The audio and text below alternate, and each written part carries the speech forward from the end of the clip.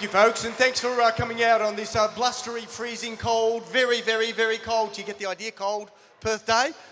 Yeah, a bit of a change this morning, wasn't it? So, look, the title of my talk tonight, which is up there, is Eat Your Way to Health. But before I get underway, I want to make it very, very clear, okay? I'm a PhD researcher. I am not a medical doctor. I am a real doctor. You see, I have what's called a doctorate. And I can't prescribe medication or tell you to do this, but I can tell you the science because I am, as my wife says, I am OCR, and I'm an obsessive compulsive researcher. And I'm about to share with you some 300 years of research. And you look at me and go, hold on, that guy's not 300 years old. Or he's hiding it well, isn't he? What it is I first of all want to acknowledge some of my students. I had PhD students, about 8 of those who worked with me, my honours students, 50 of those, 12 master students, and thousands upon undergraduate students, who got work for me and sent it to me, and they're the ones who put me on this path. And the path is really simple. We're on the wrong path. We've got it wrong. And I look at this group here and I say, except you. Except you, for the very, very simple reason. We are now the sickest society ever on this planet. And it doesn't matter whether it's the US, the UK, New Zealand, Australia, we are on literally a slow boat of suicide. And we put up with it and think it's normal. It's normal now to be overweight. It's normal now to have diabetes. It's normal now to have all of these illnesses. And I want to change that because 50 years ago it wasn't normal. 50 years ago, we were healthier. 100 years ago, we were even more healthy, and then even so on. And all we need to do is change the way we think about it. And that's what today is for me. In the next 4 hours, I want to share with you non-stop, 20 minutes anyway, something like that. I want to share with you some very, very simple fundamental rules about healthy eating. But the problem is, as I said, we've accepted illness as being a part of our normal nowadays. And the unfortunate thing, and don't get me wrong, we've got the best doctors, medical doctors in the world. I don't want to put any individual doctors down. They are fantastic. And we've got the best doctors in the world for burns, breaks, and bacteria. But they don't study nutrition, and they don't study lifestyle, and they don't study the environment. And that's something for 30 years now that I have been studying completely and totally every single day, as far as I can tell. And the problem is you go into your doctor and you walk in there, and if you're over 30, they go, oh, you're over 30. Geez, you should be on some cholesterol lowering medication. Or, hold on, are you smiling? No, you're an antidepressant.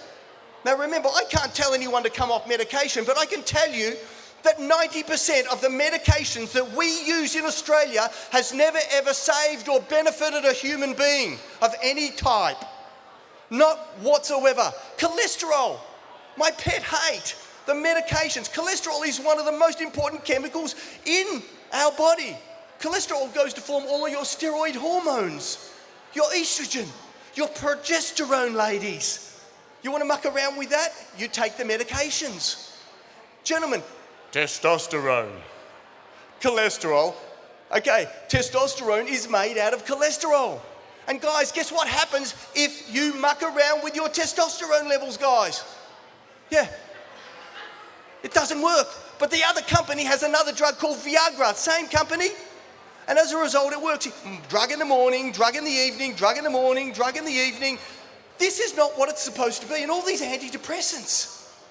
We now know that depression is not. This is a scientific perspective. I'm a scientist. I don't get off in the world by picking on the biggest companies in the world. It doesn't help me at all, trust me.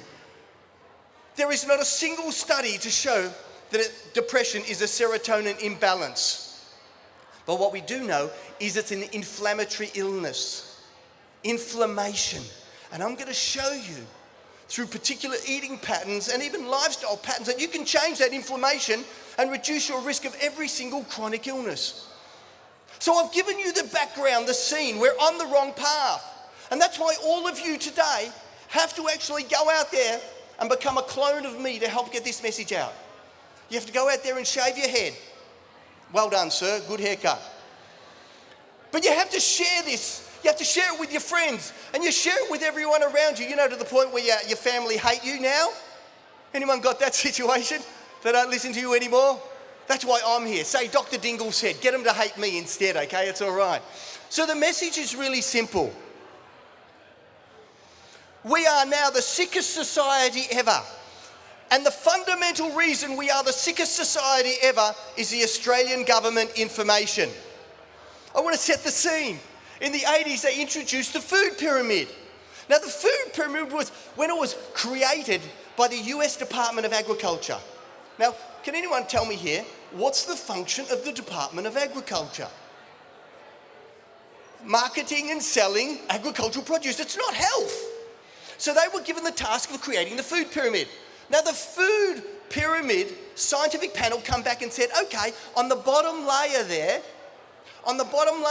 we're going to put 3 to 6 serves of whole grains. So then it went to the lobby groups, and the lobby groups came back, and it ended up being 9 to 13 serves of grains on the bottom. So it doubled the number of grains supposedly consumed by humans. So instantly, overnight, Kellogg's, all of those companies that sell you breakfast foods and so on have become a bonus. And yet there is not a single shred of evidence. And it all came down to the lobby groups. And the rest of the food pyramid was equally corrupted by the lobby groups.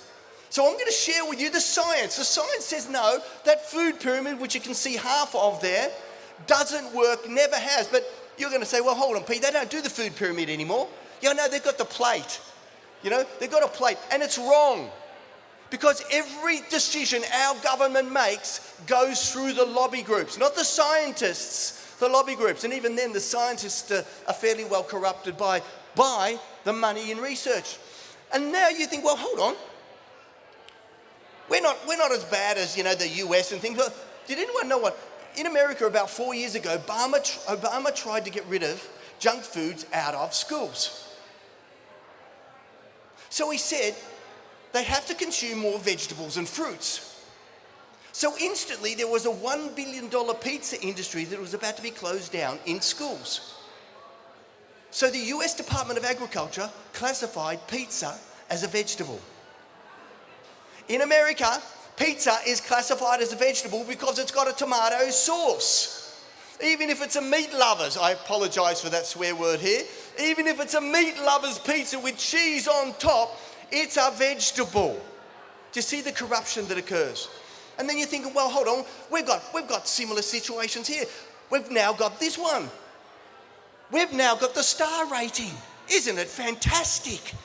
The star rating means that you can go and judge how good a food is. Well, there it is. Milo up the top gets 4.5 out of 5. That's 9 out of 10. All the kids in here are jumping up and down and saying, Milo, Mum, Milo, Dad, Mum, Dad, Milo is a superfood. Milo is a crappy food. It's a junk food. It's a sugary processed food, and the government gives it 9 out of 5. So do you see where I'm coming from here? Very, very simplistically, these are the junk foods, and we accept it as normal. And all of these systems, and of course, we then move on to what are the junk foods out there. Oops, this is my slide. This sums it up. If you speak French, please ignore my translation. If you don't speak French, go, wow, that guy's great. At the end of the day, this says, I am a goat. Please, for your understanding, I love bread. Listen, I love bread, but it is dangerous to me if I have too much. Now, this is a warning for a goat that eats everything. And they're warning goats not to eat bread. Not that the goat can read. They're warning goats not to eat bread, and yet what are you supposed to do? Eat bread, eat grains, eat processed foods. Don't you think, again, isn't it crazy? We stopped feeding animals in zoos because it was killing them. The only animals that get chronic diseases that we get as humans are our pets. Pets, why? Because we feed them the same junk food. And there we've got some. Now, I do a lot of courses on weight loss, and I get all these people coming up to me and saying, oh, but we take the good Coke, Diet Coke. And I gave a seminar, I gave a conference on Friday. At the end of the conference, 2 ladies came up to me and dropped the Diet Coke in front of me and said, I'm never going to use that again. Do you realise if you have 1 can of Coke a day, it puts on 3 kilos in a year of extra weight. If you have 1 can of Diet Coke, it puts on 4 kilos in a year. Diet drinks, diet foods do not work, never have, so you ignore them. But it's a junk food. And there are these people who think it's the healthy Coke, the healthy version. What a sick planet we are on if they think that, which can clean out the drains, which can clean out just about anything you want. And then we go to the bottom here. Hold on, this one's got a heart foundation tick. Now, do you know what a heart foundation, do you know what a tick is? A tick is a little animal that gets under the skin and causes irritation. The heart foundation tick is the single biggest form of corruption in food advertising. Margarine is not even a food. It's not even a food. You put it in a place where animals will eat it and they won't eat it. I tried it. Apart from writing an extensive essay and a couple of chapters in a book on it, I thought I'd test it, being a scientist. So I did what I call the lab test. I got a Labrador, put it in front of the Labrador, and the lab didn't eat it. Now, anyone here got a Labrador? They eat anything except margarine. And then I did a CAT scan, and it got rid of the fleas. Now, somebody once asked me, is that true? No, it's a joke. But do you get the idea? It is not a food. And the Heart Foundation gives it a tick to say use it. Oh, it lowers cholesterol. Cholesterol is the most important chemical in your body. So leave your cholesterol alone. Forget it. Margarine is a crappy food. And then you've got all the breakfast foods. So I want to sum it up. Nutri-Grain is the breakfast of rusty men. But ladies, if you have this one, you too can walk on a beach like this. If you have hair, you can do this, and you can go into the kitchen and do this. Do you know what food that is? Special K. You know what the K stands for? Crap. Special crap. I want to get this idea. It is junk food. None of it is breakfast food. We do not feed these foods to my children, my grandchildren at home. We don't feed them the breakfast foods that everyone else is told to. They are absolute junk foods. So I want to share with you then, how do we determine? You see, what we've got over here is illness. We've got heart attacks, strokes, diabetes type 1, 2, multiple sclerosis, Parkinson's disease, and thank you, Alzheimer's. Someone's up to date with me anyway. So we've got all these diseases. We've got ADHD. We've got depression. Depression is primarily stress and nutrition. Look at the latest research. All of this is what's caused by the foods that we've got here.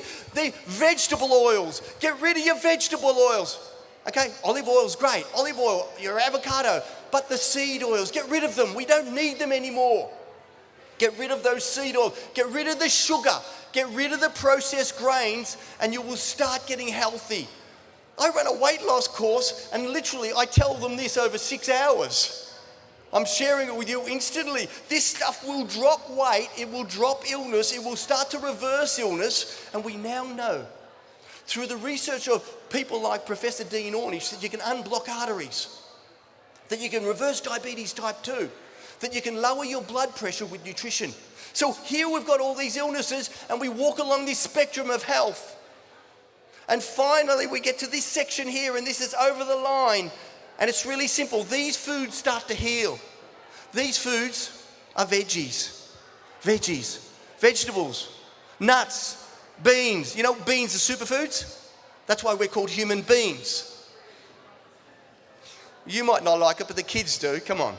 So we've got these beans. Oh, but the paleo people, stay on this side. The paleo people say, oh no, we can't have beans because they were never around and the nuts weren't around. Well, let me tell you, the science shows they're bloody good for you.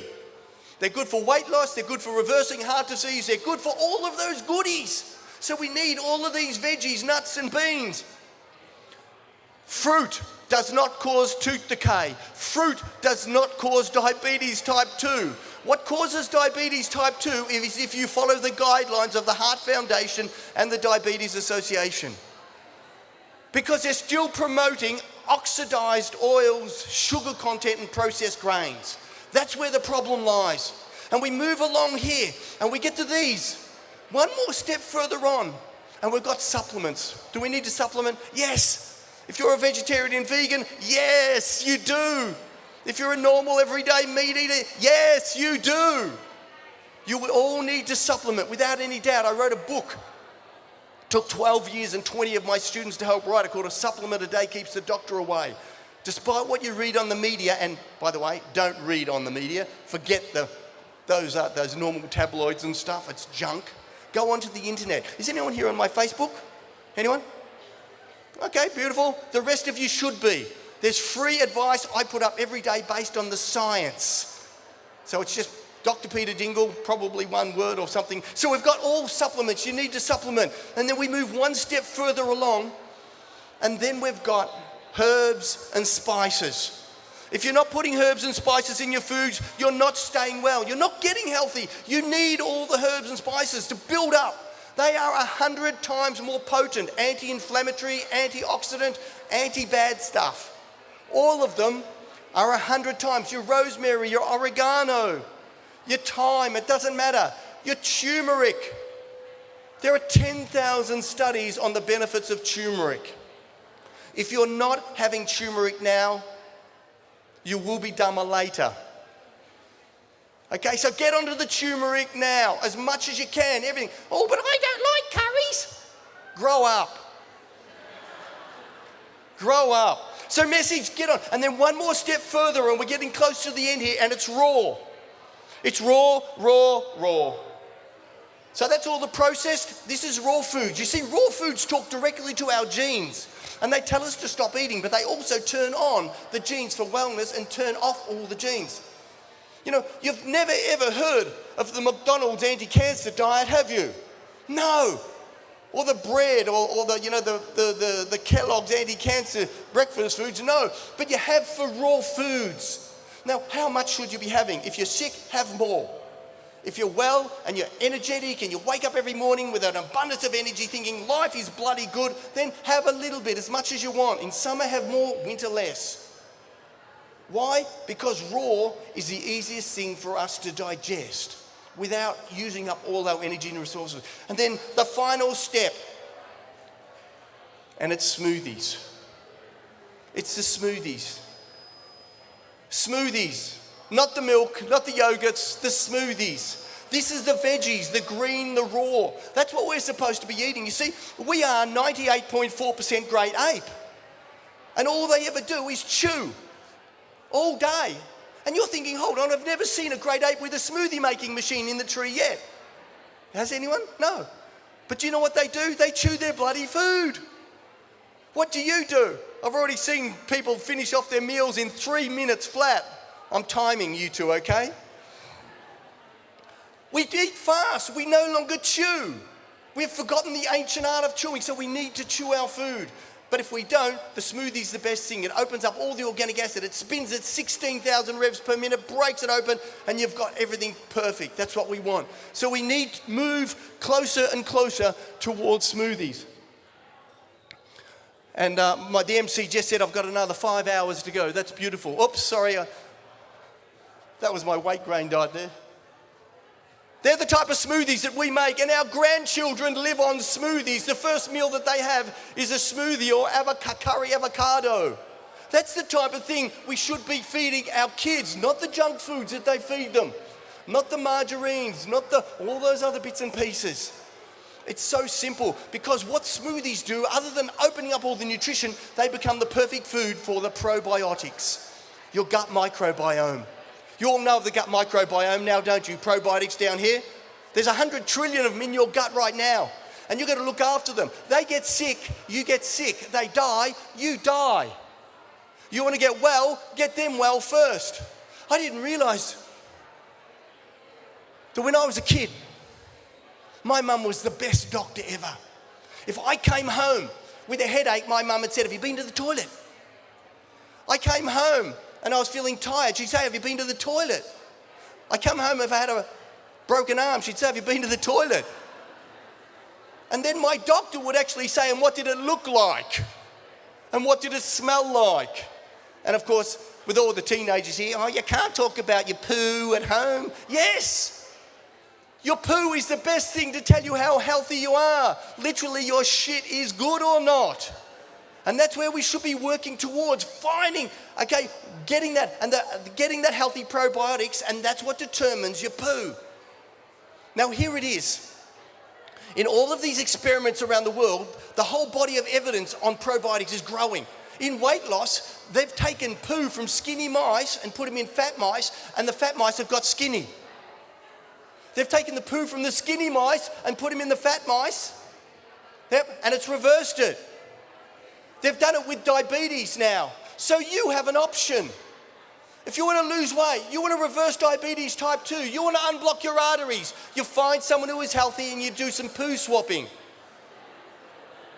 Now, I don't recommend it, so I'm going to ask you a question. I'm going to give you two options. You can go swap poo, or you can do the smoothies. If you don't put your hand up for the smoothies, that means you're going to swap poo. And please, everyone point to the person who doesn't. Okay, put your hand up if you're going to do smoothies from now on. Yeah, look. Thank you. Isn't it great intimidation? So you've got to go onto these without any doubt whatsoever, because the microbiome in your gut is the single most important factor on your health. The first thing you need to fix is fix the gut.